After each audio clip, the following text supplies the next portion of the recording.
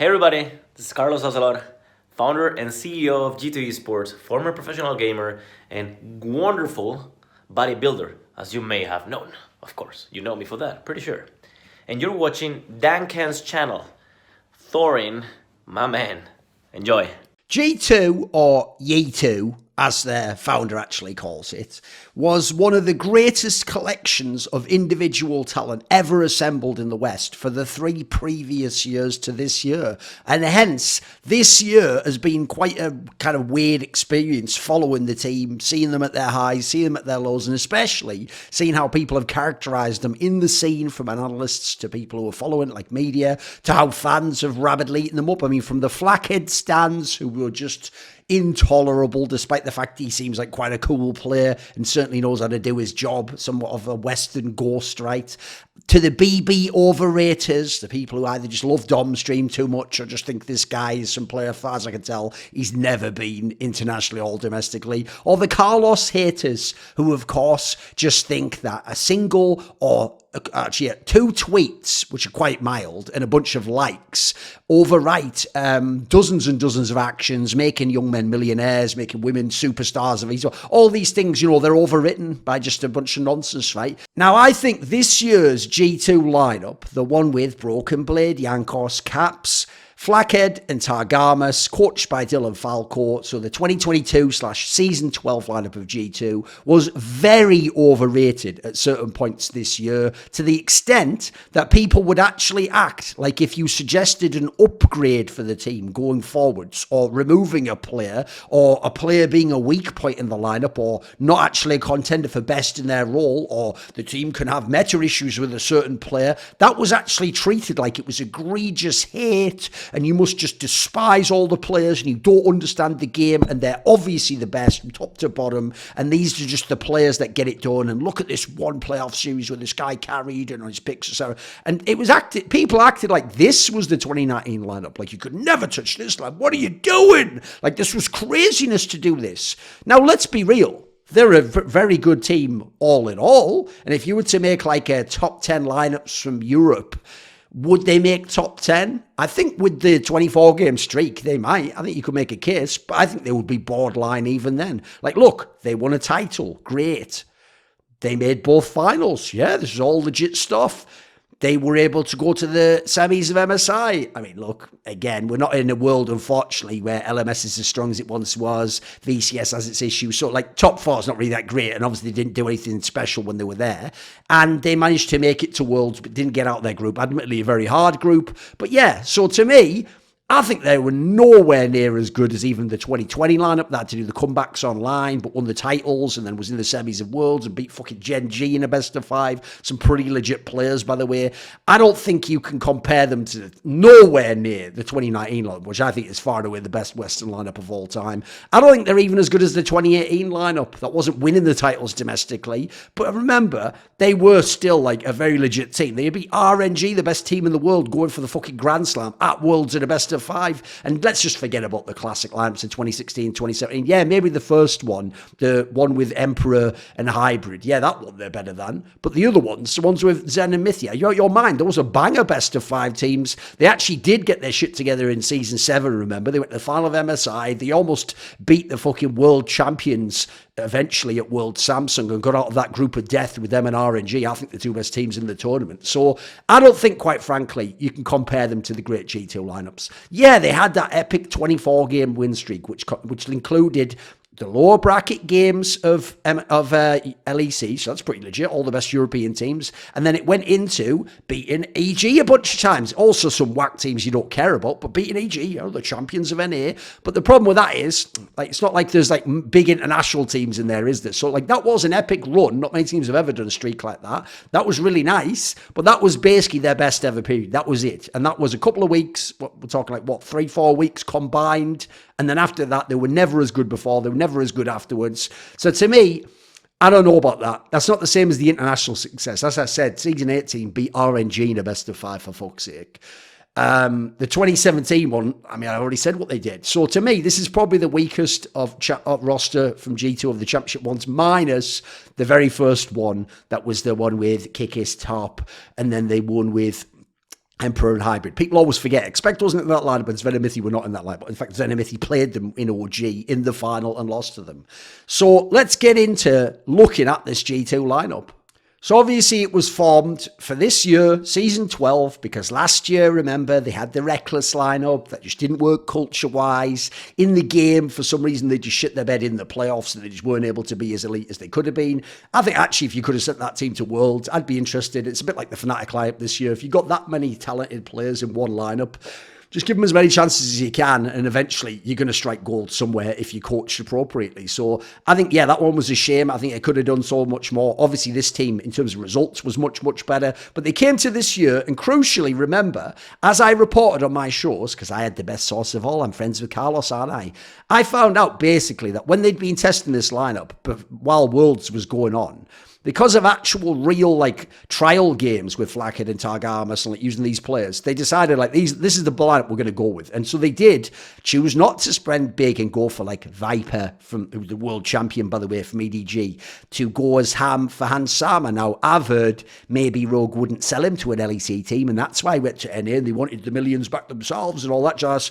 Yeah, okay, there's that. Maybe he wanted to play with Bjergsen and Korjig and all that nonsense. That could be true, but I get the feeling if you broke the bank, they also would have sold to you. Again, it's just with teams like Mad Lions and Rogue, it's about how much you're willing to pay, as you've seen recently with the whole El Yoya shenanigans that are going on now. So look, I immediately thought, right, it's true, you might look like a genius if you win, which they did, and in the end, Flackhead did end up being like a Western Ghost who understood his role and could play well when he was the weak side, or play like his unique champion picks, but it was the case to me that when you tried to play through him, or ADCs were very strong, like in summer, you saw his flaws and he could not be as elite as he needed to be. And the main issue for me of this team, I don't even blame Flackhead. Look, I do think you needed even a better weak side ADC than Flackhead, but my main issue is Broken Blade, because I think, look, in LEC, I think this was a bad year for top laners, and a lot of the good ones were the weak siders. So I do think he was the best top laner overall, most of the time, but he was never like the hard carry of like some of the great solo laners in Europe for my money, and especially internationally, he just wilted. He never performed at the level he needed to, and that's actually so sad, because I actually think MSI, if he'd have been the player people claimed he was, they could have had a crack at an upset there. Like, Bin didn't get going until the finals or something. He was pretty whacked, so why they kicked him out afterwards, even though they fucking won MSI. I thought at the time, like, Zeus was still getting his shit together. Remember, he's still like a rookie at this point in time. I thought they were right there for the taking some of these international squads, and I thought it was so underwhelming the way Broken Blade played and his inability to play the meta. So that's a concern I had. Jankos did have some int games and some lesser games as the summer went on, but even so, great in spring all in all. Pretty solid, or one of the best for a bunch of the early weeks in summer, and then they got it together in the playoffs, obviously. Caps was good the whole year generally, but the key word is good. Remember, everyone forgets this. In spring, he was just chilling. He was actually doing, sadly, the Bjergsen Jensen transformation where you stop being the super aggro mid laner and you just become the really good mage mid laner who plays a bit more safe. And he was a player who'd be playing like an Orianna or a Lissandra, where he could have done a Silas pick or something spicy like an Akali from back in the day. He wasn't that player this year until the lower bracket run of spring. And then even then, you go to the finals of summer, which they lost. Yeah, sometimes I think his picks were being a little bit too passive or setting up for the rest of the team to carry, whereas the old Caps, I think you snap, you go sicko mode and you just pick what you want and you carry the final, right? You do bit like, you know, everyone always bemoans that story where Coma let Faker pick LeBlanc, even though it looked like they had a prepared plan that they baited him into against EDG, where Deft beat him in the MSI 2015 final. What people forget is this. I love that call from Coma, because what he's saying is this: mate, they probably are baiting here, and probably if you pick it here, they've got it in mind because they've left it open that you can do something with it. But here's the thing, you're Faker. Like, it doesn't matter that they've prepared against LeBlanc. Have they prepared against Faker? And spoiler, Faker was snapping in that game. And if you know how great Faker was at that time, I believe Faker is the player that could pick any champion he's amazing at and just defy all expectations and carry the game. I want that to be what happens with the Caps, where he goes, you know what, this series isn't what we want. Give me what I want now. I'm a snap and carry this game. I don't think sometimes he was always that Caps this year. He was in the spring, in the summer. It looked like not really in that final. He maybe trusted the team too much. So all in all, I thought it was a good lineup. And I thought on paper, if things went differently, like Rogue, I actually eventually did get really good, but no one knew they'd be that good. Fnatic on paper was supposed to be far and away the best if you look at their roster. Vitality should have had a crack at least contending with the G2s and Rogue. So it should have been like a legit 4-horse race. And then later, once Mad Lions got their players, now suddenly you can maybe have 5 for the title. And then look, XL never truly got to the level where you could believe in them in playoffs. But you saw in the regular season, in some of they could have made it 6. This could have been an amazing year, but it was just really scrappy in terms of a lot of the moves, wasn't it? So remember, they let go of Reckless, okay, like, I understand why they wouldn't want him to go to an LEC team, although you've heard that story where he didn't want him to get money, all that jazz. But I think it would have been better if that had have happened for the league itself. And obviously, Mickey X is a banger, but sadly, just like London, no one believed in him. What a surprise that all-time great players will bounce back if you give them another chance at a different team. You guys must have never watched any fucking esports or sports in general if you just give up on these guys after one split, mate. Like, you have to be really egregiously bad like Hillesang before I'll be out on you, mate. So, and even then, put him in the right team, like a lower team, he could probably perform again. Just, I don't know if he'll ever go to the heights again, and I just wouldn't play with him if I was upset. So, yeah, I actually thought, like, the moves they made, the people they let go were pretty ballsy. I'm not sure that they actually had true upgrades historically that they brought in, but they gambled, they got a good roster. And obviously, everyone's going to forget how it went in spring, aren't they? They're just going to delete it and remember the lower bracket run. So let's look. Oh, what's that? They're in 4th place. And not like tied for, second, but no, they're just in straight up 4th place. 3 teams won more regular season BO1s in spring than them. And then when you go, look, they have a 1-1 record against Fnatic above them, 1-1 against Mad Lions, didn't even make the playoffs, 1-1 against Misfits, the team that Vethio was hard carrying. Remember, Caps are supposed to be far and away the best Western player. You got SK Gaming they went 1-1 against, and they went 1-1 against, and by the way, SK Gaming's not a playoff team, and then they went 1-1 against Vitality, who barely made playoffs and were mad sauce, and quite frankly, this was the bad split, remember. This wasn't when they got it going at like middle of summer. This was when Vitality was ropey as fuck. So like, what an underwhelming regular split from G2 overall. And you go down and you have a quick look. Vethio far and away player of the games. Look, there's Broken Blades in there. He's got 4. Where the fuck is Caps, though? Caps has 3 player of the games. You play 18 games. He has 3. Mickey X has 4, and he didn't even join bloody XL until the latter part, or like a few weeks into the split. Larson has 4. Don't ever let anyone tell you about that, though. Who's Larson, right? He's not a good player or anything. Give me a fucking break. He's one of the best since he joined the league in 2019, mate. He's a fucking banger. So then you go down, yeah. What do you know? 0 players in the first team. You got Broken Blade of Yankos in the second team. Caps doesn't even get a spot. And by the way, I think that was right. I don't think for the regular split, Caps should have had a spot here. Interestingly, Tag Armas does make the list, though. That's very interesting to me because I do think actually them letting go of Tag Armas in this offseason is wild to me. I think this guy has the makings of doing what Trimby did this year in Rogue after his second year. This guy has a chance to be like a Yellow Star, an N-rated, a Mythy, an all-time brain fucking support. And he looks like he has the hands early like some of those guys did. This guy looks like he's going to be absolute money in his career. I expect a lot of things. And especially now if he's separated from Flackhead, I think he's going to be amazing. So I think that's pretty legit. I think people even don't understand maybe he was locked in lane sometimes when they had problems getting the bot lane to be more than even. So yeah, look, this was not a great split. And so then you go to the playoffs, and remember this, everyone forgets this as well. That Fnatic team we all laugh at now. Yeah, they just got straight up beaten by them 3-1. It wasn't even a 5-game series. They just straight up lose to Humanoid Hillesang and that team that never really got itself going until lower bracket summer run themselves. So they lose this one, and then Vitality edges XL, which is a common trend, obviously. XL just losing out in the clutch. And it means that they got to play against G2, and G2 just smashed them. Then they smashed Misfits. Then they smashed Fnatic. And then they smashed Rogue. They absolutely smashed Rogue. Rogue was in it for a little bit, but all in all, smashed Psychological Edge. And so they win spring. Now, this is obviously when the peak hysteria happens. People were acting like this was the perfect G2 lineup. Like, it wasn't just good decisions and gambles by Carlos. Like, no, he's got exactly the right players. And Flackhead fans were absolutely out of control. Like, they were trying to tell you that cause G2 the team won and cause Flackhead got some nice picks and had some good games in these playoffs, like just overall, not even just for this playoffs, like Flackhead is a better ADC than Upset, Comp. I mean, who else are we even going for at this point in time? I never gave a fuck about Kazi anyway. Patrick, like to me, not on your Nelly, mate. He certainly had a good performance here, maybe even an overperformance in the lower bracket, but I don't buy it. And also, this was a great method to be able to get some of his picks through. So then we come to MSI. And as I said, I thought some of these Asian teams were there for the taking. So you go to MSI, and then they get in this whack group where, remember, that because there was one less team than it should be, they have Evil Geniuses, Okay, from NA, but rookies, some of them internationally. And then they have order from Oceanic region. Who gives a fuck about Oceanic region? The best talent has been scouted out by the other regions anyway. And so they, because of this stupid format, one less team, they get to play 4 games against Evil Geniuses. So they have this low bracket run that they're on, and then they get to play 4 games, and they just go 4-0 against them. And it was mad underwhelming. Then comes the Rumble. Oh, I forgot one detail. They did beat some other good teams in the international run. The international run, the 24-game streak itself is pretty cool. I could isolate that, and it could be a feat for great European teams. Because obviously, initially in the Rumble, they did have some success, actually. Like, if we come down here and we look at the Rumble, they beat T1. That's a big time win. The champions of Korea. They beat RNG, champions of China. Yes, obviously, they were like locked away. This was on the internet. They had all those shenanigans going on. Yeah, we get that. Okay. Then they beat EG. I mean, there's not a surprise there. They ended up beating them like 6 times. It was actually pathetic. And then they beat Shanghai Buffalo. Okay. Banger streak so far, right? But then they lost to PSG. Then they lost to RNG. Then they lost to PSG again. Then they lost to T1.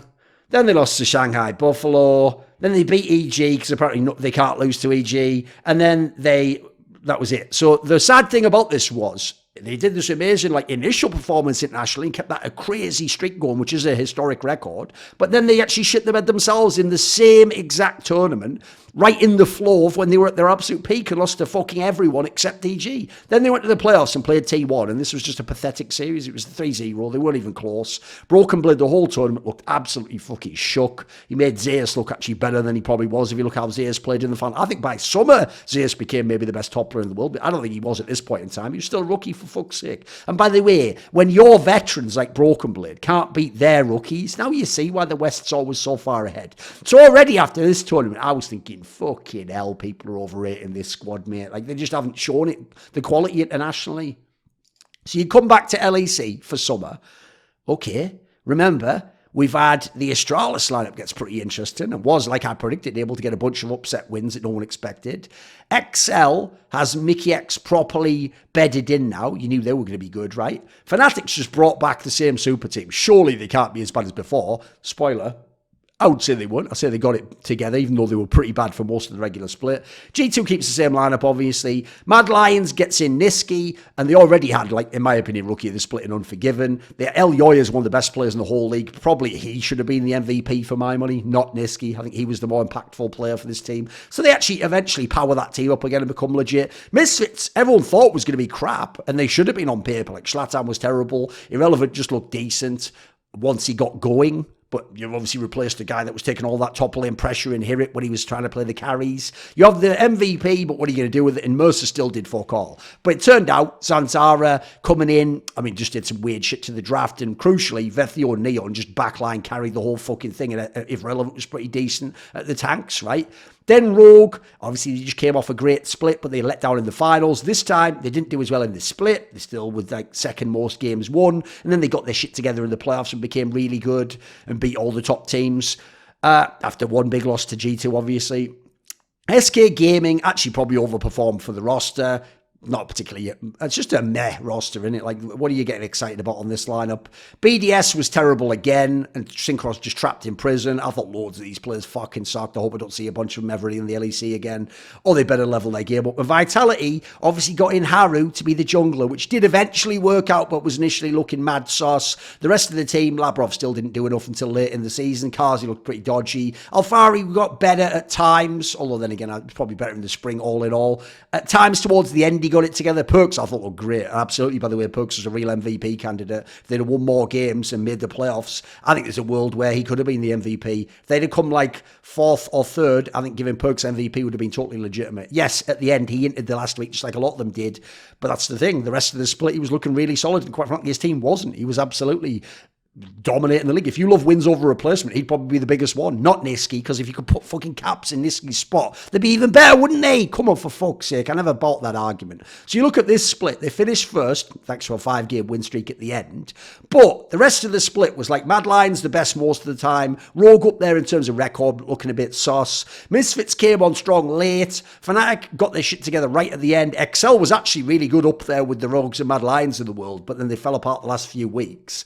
And then Vitality had their run, but then bombed it right in the last week and threw the whole thing away. Astralis was a lot better early on, and the rest of them, yeah, quite frankly, sucked. And SK Gaming, as usual, just stole a bunch of wins as the split went on. So you look over this one, 2-0 Astralis, 2-0 XL, 1-1 with Fnatic, that's fine. 1-1 with Mad Lions, who were one of the best teams. 1-1 with Misfits is a bit whatever, because obviously in paper you weren't supposed to lose to Misfits, but they did read the meta well. 2-0 over Rogue's impressive, because Rogue's still a top team. 1-1 with SK is a bit meh. 1-1 with BDS, like what the fuck's going on here? 1-1 with Vitality. So look, the only teams they had a winning record over was Rogue, XL, their two top teams, and then Astralis. Like, this was a pretty underwhelming split all in all. Remember, they came back and they were having some smurf games to start the split. Like, if we go down here, look, 3-0... But then you know what? 3-0 to 4-3. What's going on? And at one point they're 6-5. They were 4-5. Then they're 7-6. It's just at the end they go ham and win out the games and manage to go win 6 games in a row. That's weird. Oh, maybe they're in a row then. Maybe I got the in a row part wrong because obviously it said a 5-game win streak to end the split, right? And then you go over here. What do you know? Capsi Yankos right here, because early on they were having some smurf games. I think Vethio Perks is probably the MVP over Niski, but whatever. You go down, Broken Blade had a couple, Flackhead had a couple. Tag Armos never got on here, but whatever. I guess this wasn't right split for him overall. So you go to the playoffs for this split. They start out against Misfits, which if you remember, they were able to pick. So obviously you're going to pick Misfits. That's the right team to pick. They were just a paper tiger. You beat them easily enough. But even then, actually, there was a couple of games there where Misfits were in it. But actually, G2 got almost let them in the draft take the picks they wanted and just beat them straight up and showed they were a better team. You go to the upper bracket final. And yeah, you smashed Rogue. Even more humiliating than the spring finals. So now everyone thinks, just as everyone thought when Rogue went to the spring finals, they're winning. Now everyone thinks it's going to be G2 that wins from the upper bracket, right? But no, another lower bracket winner. Makes you wonder, by the way, all those years we ran single limb. Imagine what could have happened with the Alliances, the Fanatics, the G2s, H2Ks rather, with Forgiven. Oh, we could have had some Origin. We could have had some amazing lower bracket runs, right? So you go and look over here. Rogue managed to beat Fnatic thanks to draft and some changes in playing style. And then the final, I will admit, Rogue played totally differently. They played like some LPL, constant fighting, re-engaged team. Trimby's champion, Ocean, ended up helping them. Larson smurfed. Malrang had a good series and was the heart of the team. Odoamne was a beast. Like, Comp obviously was just a monster carrying the games. Like, this was just a great team performance. G2 wasn't even bad. Game 2 and Game 3, they were right in there, and these were good games. But they weren't as good, and they certainly couldn't adapt, and they weren't the all-time great team I thought this series showed with MSI that people implied they were, right? Right, then after that, obviously, they get to Worlds, because look, they still were, like, I mean, how would it work in terms of this? Obviously, the winner of Summer gets the number 1 seed, but like they were the team with the most championship points, so of course they were going overall. That's why they get seed number 2. Now, I will say, when you go look at Worlds, bearing in mind, remember, they're in Pool 2, which, if you remember, now they actually do it properly, where like there's a Pool 3 with seed 3 and 4. But the problem is they've ruined the whole thing with like, you cannot have 2 teams in the same region. That just ruins all the seeding. But since they're in Pool 2, remember, they can be in the position any of these teams are, depending on the first team drawn. So when they get their third team, right, let's look at Pool 3. So Pool 1, of all these teams, the one you definitely want to avoid, far and away, are these two. Jingdong Gaming and Genji, the champions of Korea and China. If you get either of those two, you're essentially competing for second place in your group immediately. They not only get that, because they get Jingdong, the champions, but then, of all your Pool 3 teams, right, let's look who they are. You got 100 Thieves from NA, you got GAM from Vietnam, you got Damwon from Korea and EDG from China. Right, EDG, the reigning champions. Damwon, with some different players, admittedly, are one of the great lineups and cores in Korean League of Legends history. Obviously, you desperately want 100 Thieves or GAM, right? I mean, you've already fucked up and got one of the strongest of these two. You desperately want, like, a favourite for the tournament. You desperately need it to be 100 Thieves. No, of course, you get Damwon. By the way, even a team with their unique playing style and picks would have a chance against anyone. So now, it's not even certain you get out in second. In fact, you'd be favoured to come third. And what do you know? That's how it played out. But you have a chance, at least, maybe. But even then, by the way, how are you going to play through top? Against fucking 369, arguably the best top laner from China. And against Nagori. Look, Nagori far from the form of past years. But a very experienced top laner. And they've got Canyon, who can just push your shit in. And by the way, Showmaker is a better player than Caps historically. What do you want on that one? Even the Yagao angle's not going to work as well because Kanavi's going to be superior to Jankos, isn't he? So it's hard to know where you're going to get your edges. Yeah, these are two teams in theory, the bot lanes are maybe not the strongest part, but then your bot lane isn't that strong either. So what are you going to do in the games? Well, look at this. You win one game because you went 1-1 with EG, 0-2 against Damwon, 0-2 against Geo. Now, there were games they were in. They were doing some things in these matches, but yeah, quite underwhelming all in all. Not even to really truly test Damwon and see what you can do in terms of second. It's not really even that much of a factor, is it? And by the way, EG also played well against the other teams there. Then you go to the play. Well, they're not in the playoffs, are they? It's Rogue that they're sitting watching play Jingle, and then all of the West's out. So I think all in all, quite frankly, this is a pretty overrated team. And I think even back after spring, you could see people were overhyping it. The Flackhead angle went way too far already. He was never the player they pretended he was. Jankos is an amazing veteran player and maybe didn't have the greatest overall worlds. Caps, I think, is very good, but never had that big pop-off everyone was waiting for in terms of like the rest of the games at MSI, especially not at Worlds. Everyone like banked on the idea you'd have one game where he went mental. Didn't really happen. Coaching staff did well, and I certainly like some of the gimmicks they had in the summer playoffs, for example, and what they did in the lower bracket run in spring. But then internationally, this was a bit woeful. And then, quite frankly, what they did in the summer finals and some of the games at Worlds, like, I don't understand some of the drafting around Flackhead, quite frankly. I think they over-relied on this guy, and that whole thing of like, but if you give him confidence and give him his picks, no, you know he isn't that good. He's not even world-class in Europe, and you're going to put him against people who are at, like, the Asian level, who play every day against top esports